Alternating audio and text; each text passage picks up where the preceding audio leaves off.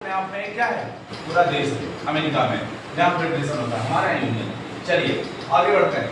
तो भाग एक कहता है अनुच्छेद 1 से लेकर के 4 तक में इसकी बात की गई है। भाग क्लियर है? संविधान का भाग एक अनुच्छेद 1 से लेकर के 4 तक में राज्यों के संघ की बात होती है। इसमें राज्यों को, भारत को राज्यों का संघ कहा गया है। संघ का मतलब उस शब्द से होता है कि जिसमें आप देश में सम्मिलित हो सकते हैं मगर अलग नहीं हो सकते हैं। ये गेम किसका था? ये गेम था सरदार वल्लभ भाई पटेल का। याद रखना, संघ नाम दिलाने में काम किसका था? सरदार वल्लभ भाई पटेल। सरदार वल्लभ भाई पटेल, ठीक है, याद रखो। फिर आता है भाग 2। भाग और भाग 2 क्या कहता है बच्चा को बता सकता है? भाग 2 क्या कहता है? नागरिकता। नागरिकता को अंग्रेजी में कहते हैं सिविलाइजेशन। यहाँ सिविलाइजेशन की बात करता है नागरिकता। नागरिकता ये 5 से 11 तक में दी गई। 1 से 4 हो गया आपका राज्यों का संघ, 5 से 11 हो गया नागरिकता। अब हम चलते हैं भाग 3 पर। वेरी मोस्ट इंपॉर्टेंट है ये वाला भाग, जो है सबसे ज्यादा थर्ड पेपर में पूछा जाता है। इसको फंडामेंटल राइट या मौलिक अधिकार कहा जाता है। क्या कहा जाता है? मौलिक अधिकार कहा जाता है। और इसमें भैया 12 से लेकर के 35 तक के अनुच्छेद हैं। कहां तक के? 35 तक के अनुच्छेद। भाग 3 में है और यह किस देश के संविधान से लिया गया? यूनाइटेड स्टेट ऑफ अमेरिका से, यूएसए के संविधान से लिया गया। हमारे मौलिक अधिकार कितने हमने आपको बताया था? 7 थे।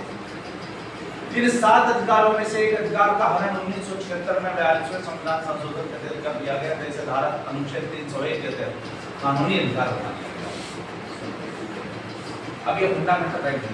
संपत्ति के अधिकार को क्या बना दिया गया? कानूनी अधिकार बना दिया गया। और भैया 300A में किसमें बना दिया गया? 301 के तहत इसे कानूनी अधिकार बना दिया गया। तो प्रेजेंट टाइम में हमारे पास अधिकार टोटल कितने हैं? 6 अधिकार। 6 अधिकार हैं। तो कौन कौन से? मैं आपको पढ़ा चुका हूं। पहला अधिकार आपका काय का है? पहला समता और समानता का। राइट टू इक्वलिटी, यानी हम अपने देश में समान रूप से रहेंगे, समान रूप से खाएंगे, समान रूप से हवा लेंगे, समान रूप से बाहर घूमने की आजादी होगी, समान रूप से हमें फार्म डालने की आजादी होगी, समान रूप से कोचिंग में पढ़ने की आजादी होगी। यहाँ ना जात होगा, ना धर्म होगा, ना भाषा होगा, ना समुदाय होगा, ना पंथ होगा, ना वर्ग होगा, किसी का भेदभाव नहीं होगा। तो जो इक्वलिटी की बात करता है ये अनुच्छेद 14 से लेकर के 18 तक में बात की गई। समता और समानता का अनुच्छेद 14 से 18 तक। अनुच्छेद 14 देखिए, सबसे पहले जिसको हम पढ़ेंगे पहला अनुच्छेद उसका उसी के बारे में बताएं। अनुच्छेद 14 ये कहता है कि भैया जो प्रत्येक राज्य होंगे ये राज्य अपने राज्यों में रहने वाले नागरिकों के लिए समान रूप से कानून बनाएंगे और उन पर समान रूप से लागू करेंगे। उसके बाद अनुच्छेद 15 आता है। अनुच्छेद 15 क्या कहता है? मैं इसी पे चलूंगा, मेरा आज का टॉपिक यही है, लेकिन मैं पुराना वाला क्या कर दूं, एक बार रिवाइज करवा दूं, उसके बाद आगे बढ़ूंगा। अनुच्छेद 15 क्या कहता है? 15 कहता है धर्म, लिंग, वंश, नस्ल, भेद, भाषा, आधार के आधार पर किसी भी व्यक्ति के साथ किसी भी तरह का भेदभाव नहीं किया जाएगा। आर्टिकल 16 अनुच्छेद 16 क्या कहता है? लोक नियोजन के विषय में अवसर में समानता होगी। अगर अब सरकार भर्ती निकाले कोई तो भर्ती में सभी लोगों को भाग लेने का अधिकार होगा, बशर्ते उसमें उस दायरे में आना चाहिए। तो जो टर्म्स एंड कंडीशन होती है ना हर वैकेंसी की और हर सिचुएशन की टर्म्स एंड कंडीशन होती है, वो इसीलिए लिखा रहता है टर्म्स एंड कंडीशन।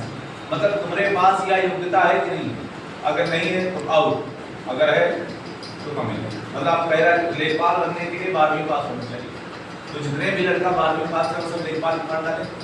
उम्र 18 से 40 साल होनी चाहिए, तो जो 18 से ऊपर है 40 से जो डालेंगे, इसको कहते हैं टर्म्स एंड कंडीशन।